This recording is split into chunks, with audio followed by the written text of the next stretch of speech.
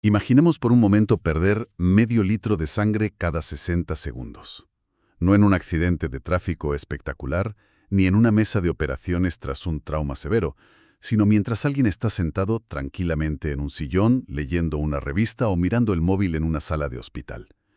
Esa es la realidad oculta, el riesgo latente que existe en cada sesión de hemodiálisis. Ostras, es que pone los pelos de punta cuando lo visualizas de esa manera.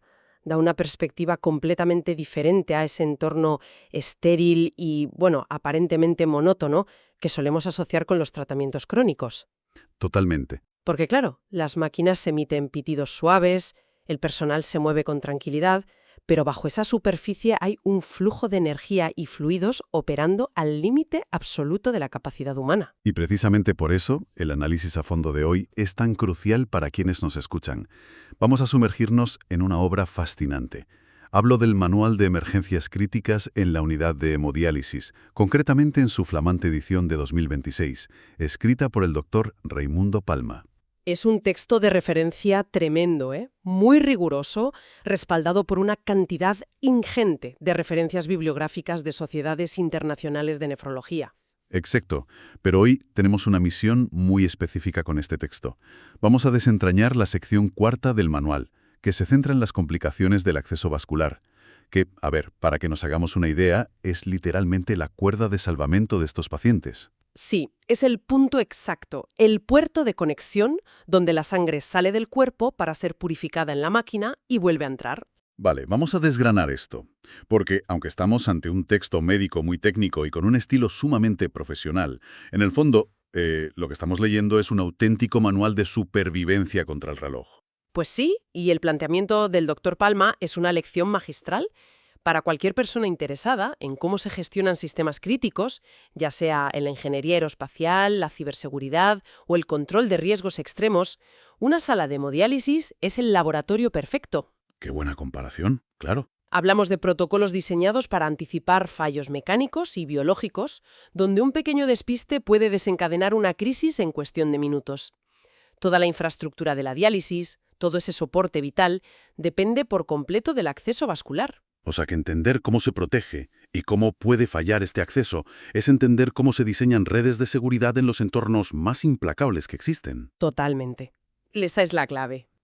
Pero a ver, antes de entrar en los fallos catastróficos, me gustaría sentar un poco las bases, porque el manual menciona constantemente términos como fístula o injerto. Para quienes no operamos en este campo, ¿cuál es la diferencia mecánica entre ambos? Pues a ver, la diferencia radica en la arquitectura de esa cuerda de salvamento que comentabas. Las venas normales de nuestros brazos son demasiado finas y frágiles para soportar la inserción repetida de las agujas gruesas que requiere la diálisis. Y además, la sangre fluye por ellas a muy baja presión y velocidad. Claro, no aguantarían el ritmo de la máquina. Exacto.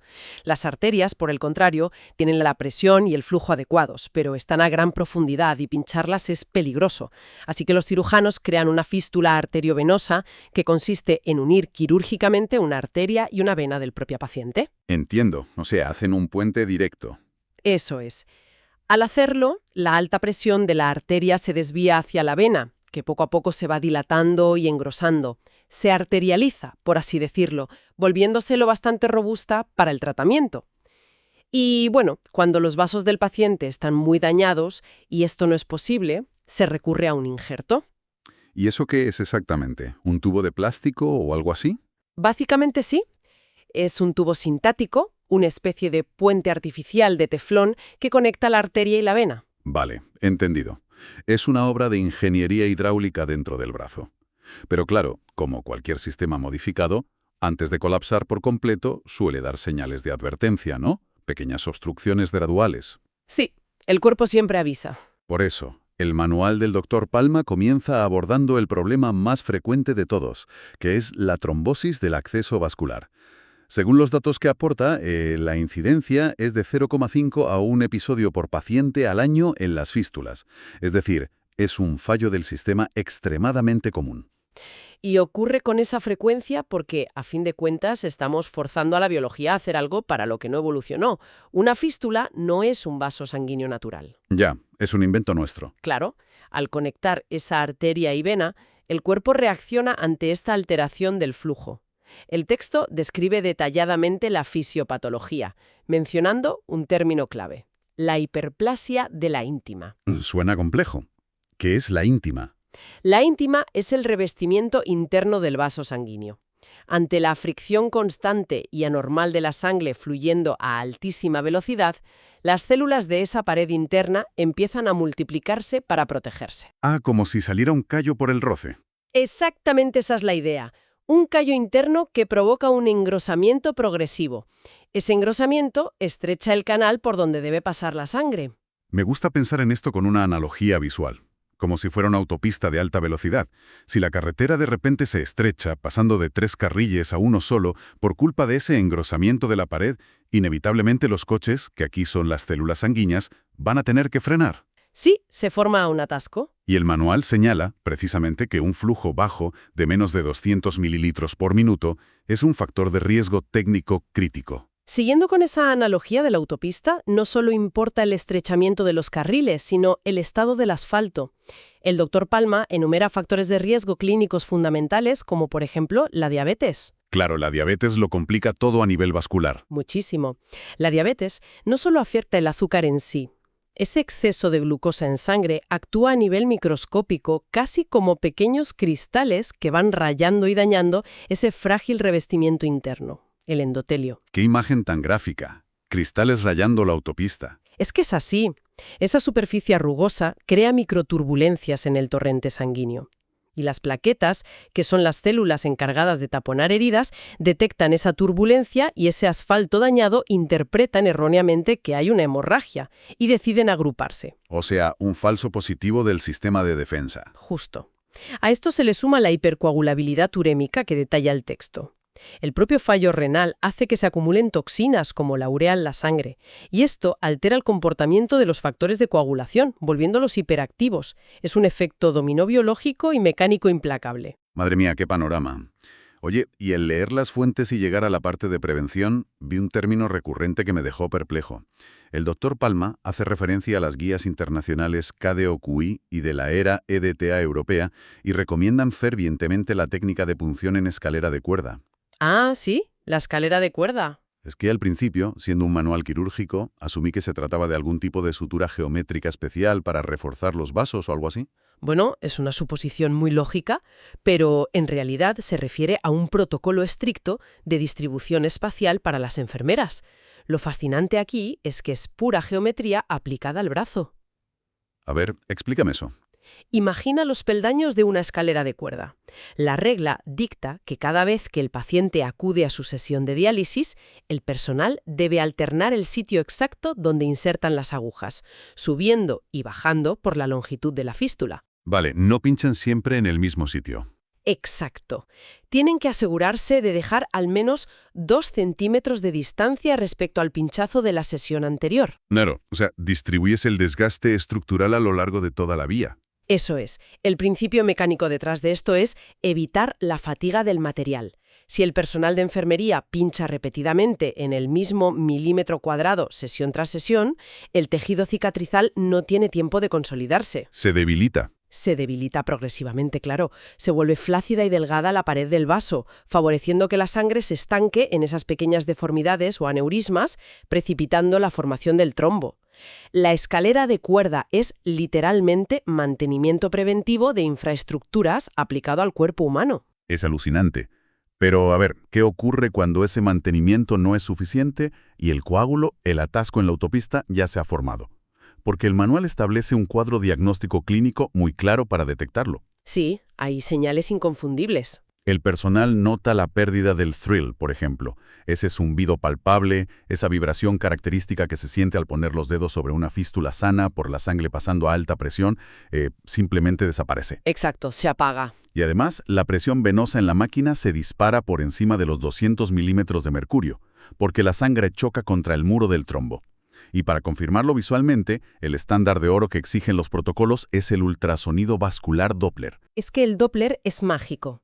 Lo fascinante aquí es cómo la física del sonido acude al rescate del diagnóstico médico.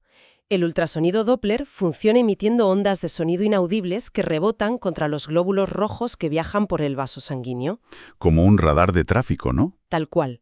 Dependiendo de la velocidad a la que se mueven esos glóbulos, la frecuencia del sonido que rebota cambia, permitiendo al ecógrafo pintar un mapa en color del flujo en tiempo real. ¡Wow! Si hay un trombo bloqueando el paso, el Doppler mostrará un silencio absoluto, una ausencia total de color y movimiento en esa sección. Una vez que se tiene esa imagen confirmatoria, el manual subraya que el reloj empieza a correr en contra del paciente. Y el margen es minúsculo. O sea, el texto indica que estamos ante un manejo agudo, un trombo de menos de 7 días, pero la ventana dorada para intervenir y salvar ese acceso vascular es de apenas 4 a 6 horas. 4 a 6 horas no es nada en tiempos de hospital. Nada. Y se recomienda una trombectomía mecanizada junto con anticoagulantes, específicamente un bolo de heparina de 30 a 50 unidades internacionales por kilo. A ver, yo me imagino la trombectomía como introducir una especie de microtaladro o un catéter con un pequeño rotor en la punta para triturar y aspirar físicamente ese atasco antes de que el vaso muera por completo. Pues mira, la descripción visual es muy cercana a la realidad quirúrgica.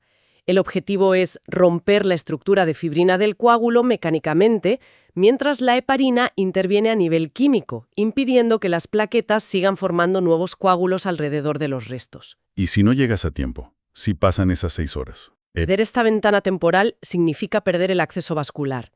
El tejido circundante se necrosa, la fístula queda inservible y el paciente se ve forzado a someterse a nuevas cirugías mayores, a la colocación de catéteres temporales en el cuello que conllevan riesgos brutales de infección. Es un retroceso dramático en su calidad de vida. ¡Qué barbaridad! Y bueno, hasta aquí hemos visto un problema que avisa. La trombosis te da horas para reaccionar, diagnosticar con un Doppler y organizar un quirófano. Pero esto nos lleva a la segunda gran emergencia que plantea el manual, que es la desconexión de la aguja venosa, o VND por sus siglas. Ese es el gran terror. Aquí pasamos de un problema gradual a una crisis instantánea. Es el escenario que mencionábamos al principio del análisis, donde la letalidad clínica se vuelve abrumadora y los minutos se convierten en segundos. Sí.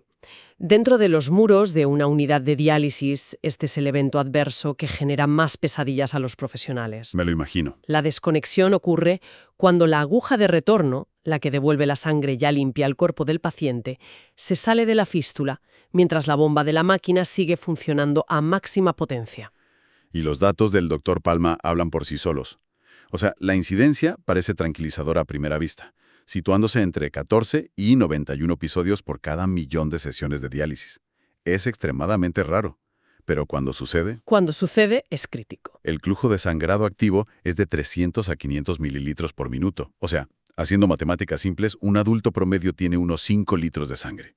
Si pierdes medio litro por minuto, la exsanguinación completa, el vaciado absoluto del sistema circulatorio ocurre en 10 minutos. Madre mía, es que escucharlo así impresiona. Y el daño cerebral irreversible por falta de oxígeno llega mucho antes. Y aquí es donde se pone realmente interesante. ¿Cómo se diseña un protocolo para prevenir algo que ocurre a esta velocidad vertiginosa? Pues requiere un solapamiento de capas defensivas, mecánicas y visuales. El manual delinea el protocolo de la Asociación Americana de Nefrología, el protocolo ANA, que consta de 12 pasos obsesivamente detallados. 12 pasos, tela. Sí, y abarca desde dejar secar los desinfectantes por completo para evitar que las cintas resbalen, hasta el ángulo matemático de inserción de 45 grados. Mencionan también el uso de esparadrapo aplicando una técnica de fijación en corbata o en cruz, que abraza y ancla el cuerpo plástico de la aguja contra la piel. Muy metódico. Pero el punto de inflexión, la capa defensiva más ingeniosa, es el paso 7, que es la creación del bucle suelto. Fíjate que al revisar el texto, el énfasis en que el bucle del tubo de plástico deba estar suelto y no tenso me pareció muy contraintuitivo. Pensé que en un entorno médico querrías tener todos los cables y tubos recogidos y tensos para que no estorbaran o no se engancharan con nada. Es normal pensarlo, pero funciona literalmente como un amortiguador mecánico pasivo. Un amortiguador, claro. El paciente de diálisis pasa 3 o 4 horas en ese sillón. Se mueven, se acomodan, pueden quedarse dormidos y tener un espasmo, o simplemente mover el brazo bruscamente para coger una revista. Si el tubo que conecta la máquina a la aguja estuviera tenso y recto, cualquier mínimo tirón del brazo transferiría esa fuerza cinética directamente a la punta metálica alojada en la vena, arrancándola de cuajo. ¡Qué peligro! Al crear un bucle holgado con el tubo y fijar ese bucle al antebrazo, tienes un margen de seguridad. Si hay un tirón brusco, lo único que ocurre es que el bucle se deshace, absorbiendo toda la energía cinética del movimiento antes de que esa tensión alcance la inserción de la aguja. O sea, es pura física de la mitigación de impactos. Además de esto, el paso 10 exige al personal de enfermería verificar visualmente el acceso cada 15 minutos, sin excepción. Pero el manual no se queda solo en el protocolo humano, ¿verdad? No, también introduce la defensa tecnológica. Presenta sensores avanzados como el parche RedSense, un dispositivo con un 97.2% de sensibilidad que se coloca sobre el punto de punción y hace sonar una alarma ensordecedora si detecta humedad o sangre. Y aquí es donde el texto me hizo dudar. ¿Ah, sí? ¿Por qué? A ver, la diálisis moderna se realiza con máquinas que cuestan decenas de miles de euros, llenas de sensores y alarmas. ¿Por qué necesitamos un parche externo? O sea, si la aguja se sale y la sangre empieza a derramarse, la máquina de diálisis no detecta inmediatamente la caída de presión y se para sola. Esa es una deducción brillante y es, de hecho, el punto ciego más peligroso del sistema que el Dr. Palma subraya en esta sección. Asumimos que la máquina de diálisis lo detectará todo a través de la monitorización de la presión venosa. Claro, si no hay vena, no hay presión. El problema radica en la resistencia ambiental. Resistencia ambiental. Sí. Imagina esto, si la aguja se desconecta de la vena, pero se queda enredada en la gasa, atrapada bajo la ropa del paciente o hundida en las sábanas del sillón, la bomba de la máquina sigue empujando la sangre contra esa tela. Ostras. De presión de la máquina, esa resistencia es indistinguible de la resistencia de estar dentro del vaso sanguíneo. Me dejas de piedra. O sea, la máquina no se entera. No. La presión venosa no cae, la alarma de la máquina no se activa, sigue bombeando pacíficamente y el paciente se está desangrando en silencio bajo una manta. Es escalofriante. Mucho. El sensor RedSense salva esta falla porque no mide presión matemática. Utiliza fibra óptica para medir humedad y variaciones de luz causadas por el color rojo de la sangre fuera de su circuito. Una máquina engañada por una sábana gruesa. Es de locos. Entonces, si la máquina puede fallar de esta forma y la desconexión te mata en 5 minutos, revisé el coste del sensor y el manual apunta a unos $550 por sesión. Mi pregunta inmediata fue, a ver, sabiendo el riesgo letal, ¿por qué no instaurar por ley que todo paciente en el planeta use este sensor en cada una de sus sesiones? Claro, parece lo lógico. Parece temerario depender de que una enfermera sobrecargada de trabajo mire el brazo cada 15 minutos. Y esto plantea una pregunta importante. Si conectamos esto con el panorama general de la gestión de la sanidad pública y los recursos hospitalarios, nos damos de bruces con la realidad del análisis de coste-beneficio. Los temidos presupuestos. Promedio necesita hemodiálisis 3 veces por semana, unas 156 veces al año. Añadir $550 a cada una de esas sesiones, multiplicado por los millones de pacientes que existen globalmente, colapsaría económicamente a cualquier sistema de salud. Ya, es inviable. Especialmente sabiendo que la incidencia, como vimos, es apenas de 14 a 91 casos por millón. Por tanto, el manual aboga por una estratificación inteligente del riesgo. ¿Y cómo se decide quién lo usa? La tecnología costosa se reserva para donde es imperativa. Pacientes en programas de diálisis domiciliaria donde no hay una enfermera presente, ancianos con deterioro cognitivo o agitación que podrían arrancarse las vías durante un episodio de confusión, o pacientes que duermen durante turnos nocturnos. Tiene sentido. Son las capas de defensa pragmáticas. Es una de esas duras verdades donde la medicina clínica choca con la viabilidad económica. Ahora, asumiendo el peor escenario. O sea, el amortiguador del bucle suelto falla, el parche no estaba, la aguja salta y comienza el derramamiento de sangre a 500 mililitros por minuto.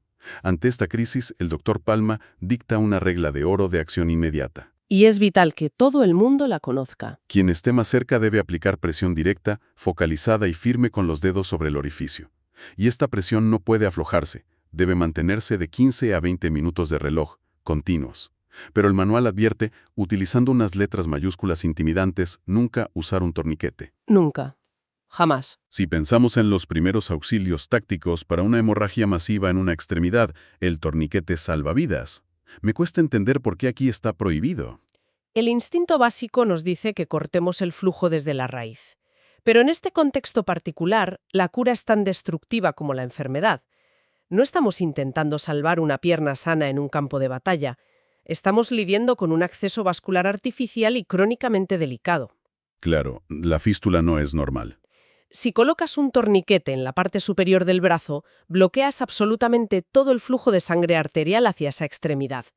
Al detenerse el suministro, toda la sangre que estaba circulando dentro de la inmensa fístula se detiene de golpe. Y como detallamos en la primera sección, el estancamiento inmediato desencadena una cascada de coagulación. Comprendo.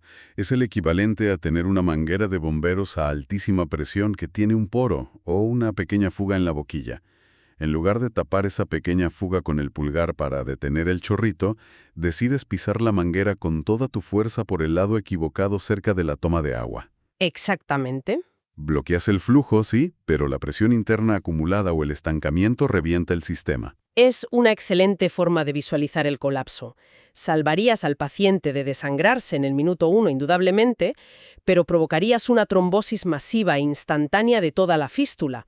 Destruirías irreparablemente el acceso vascular, que es, como dijimos al principio, su única forma de seguir viviendo a largo plazo. Te quedas sin la vía de salvamento. La presión debe ser estrictamente focal y directa sobre el punto exacto de la hemorragia.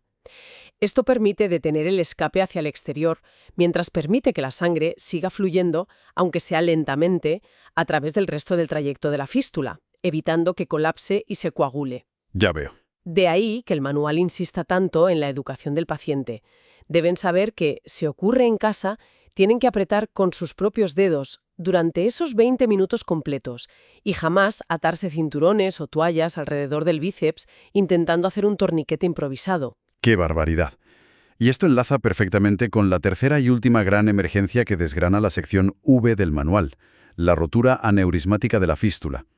Hasta ahora hemos analizado el desgaste gradual en forma de coágulo y el fallo mecánico por desconexión de un elemento externo, pero aquí hablamos del fracaso estructural catastrófico del propio cuerpo. Esto ya son palabras mayores. Si recordamos lo que hablábamos sobre la técnica de la escalera de cuerda, si durante años el personal no la respeta y pincha repetidamente en las mismas zonas debilitadas, la pared del vaso cede. Se dilata formando bolsas o aneurismas que albergan un flujo turbulento a alta presión. Y un día, esa pared adelgazada simplemente estalla. Así es. Y la presentación clínica de la rotura de un aneurisma es devastadora e inconfundible. A diferencia de una aguja desconectada, aquí la estructura anatómica misma se ha abierto de par en par. ¡Qué horror! El manual detalla un sangrado activo furioso, la aparición de un hematoma subcutáneo que crece visiblemente por segundos, hinchando el brazo y provocando un dolor severo y agudo. La tasa de mortalidad se dispara instantáneamente a un alarmante 5-10% si la respuesta no es inmediata. Entonces, ¿qué significa todo esto a nivel de protocolo de intervención? Porque el manual vuelve a ser draconiano. Empezamos de nuevo con esa compresión manual directa y sostenida durante 15 a 20 minutos de reloj, sin levantar los dedos. A la vez, hay que elevar la extremidad afectada a 45 grados respecto al cuerpo. Sí, y esa elevación no es arbitraria. Utiliza la gravedad para jugar a favor de la supervivencia. Física pura otra vez. Totalmente. Al levantar el brazo por encima de la altura del corazón, se reduce inmediatamente la presión hidrostática en el sistema arterial local, disminuyendo la fuerza con la que la sangre es empujada hacia afuera a través de la rotura aneurismática. Y mientras alguien mantiene el brazo en alto y aplica presión extrema, el equipo debe actuar rápido en otras áreas.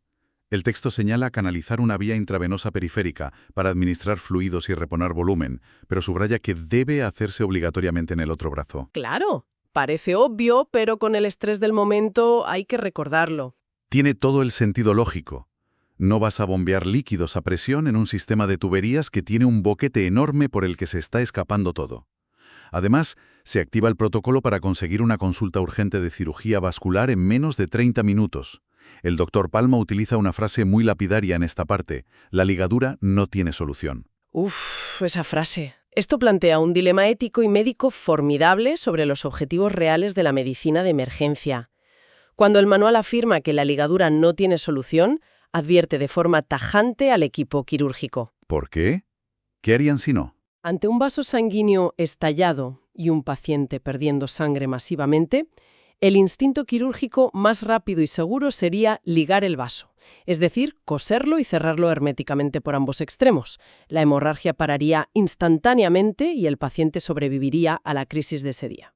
Pero claro, te cargas la fístula. Exacto. En un paciente dependiente de hemodiálisis, ligar la fístula significa dictar la muerte de ese acceso. Es el final del camino para esa vía. Por eso, el abordaje exige cirugías de reparación más complejas, bajo presión extrema, como una trombectomía de urgencia combinada con angioplastia. A ver, una duda técnica.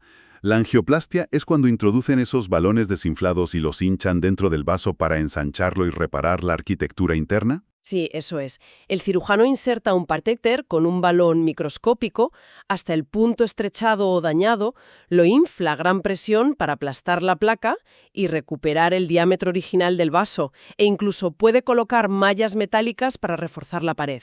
Ah, los famosos stents. Exacto. El objetivo no es solo cerrar la fuga para salvar al paciente hoy, sino reparar la tubería para preservar su capacidad de recibir su tratamiento vital mañana. ¡Qué maravilla técnica! Y la única razón por la que ese cirujano vascular tiene la oportunidad de intentar salvar el brazo y la vida del paciente recae íntegramente sobre los hombros de la persona, ya sea un celador, una enfermera o un familiar que está apretando la herida en esos primeros instantes. Quería detenerme a pensar en la carga psicológica de esos 20 minutos de presión directa. Es brutal, sí. 20 minutos.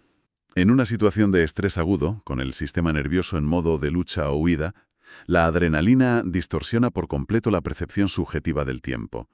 3 minutos deben parecer horas. Se te hacen eternos. La tentación de aflojar la presión 1 milímetro, solo para levantar el dedo y comprobar si ya ha dejado de sangrar, debe ser casi insoportable. Pero si levantas el dedo en el minuto 5, liberas el pequeño coágulo inestable que se estaba empezando a formar. El torrente a alta presión lo arrastra, el hematoma se expande, y todo el reloj vuelve a empezar desde el segundo cero. Esto subraya una realidad fundamental sobre la preparación en entornos críticos, ¿eh? Conocer el protocolo en teoría, saber que debes presionar, es la parte sencilla. La verdadera maestría reside en el entrenamiento de la disciplina mental para gestionar el pánico. Controlar la mente. Es una batalla contra la disonancia cognitiva y contra el propio instinto, obligándote a mantener una fuerza isométrica constante y dolorosa, confiando ciegamente en un protocolo mecánico muy básico, cuando todo a tu alrededor está inmerso en un caos absoluto. Es una reflexión espectacular. Si repasamos el viaje analítico que hemos hecho hoy a través del Manual de Emergencias Críticas, hemos visto la anatomía completa de un desastre y cómo prevenirlo.